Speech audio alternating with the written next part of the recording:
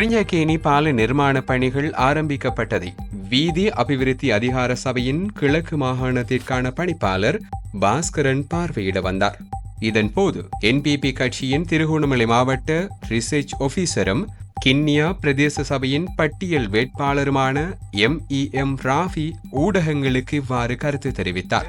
இங்கு வருகை தந்திருக்கின்ற ஊடகவியலாளருக்கு முதற்கால் வணக்கத்தை தெரிவித்துக் கொள்கின்றேன். உண்மையில் குறிஞ்சக்கேணி பால நிர்மாண வேலை இந்த மாதம் துவங்கப்பட்டிருக்கின்றது.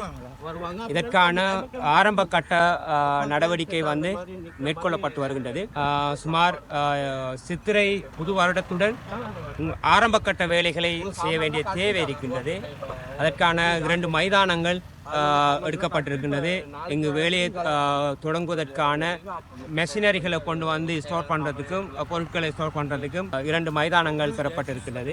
வேலை சுமார் 20 மாத காலத்துக்குள் இந்த பால நிர்மாண வேலை முடிப்பதற்காக ஒப்பந்தம் செய்யப்பட்டிருக்கின்றது.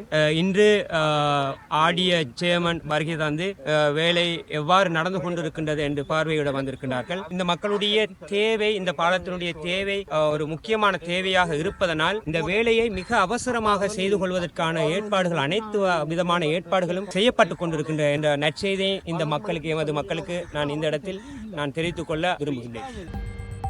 குறிஞ்சாக்கேணி பாலத்தின் தற்போதைய நிலையே இது. பல அரசியல்வாதிகளின் வாக்குறுதியாக இருந்து இந்த குறிஞ்சாக்கேணி பாலம் எப்போதுதான் நிர்மாணிக்கப்படும்?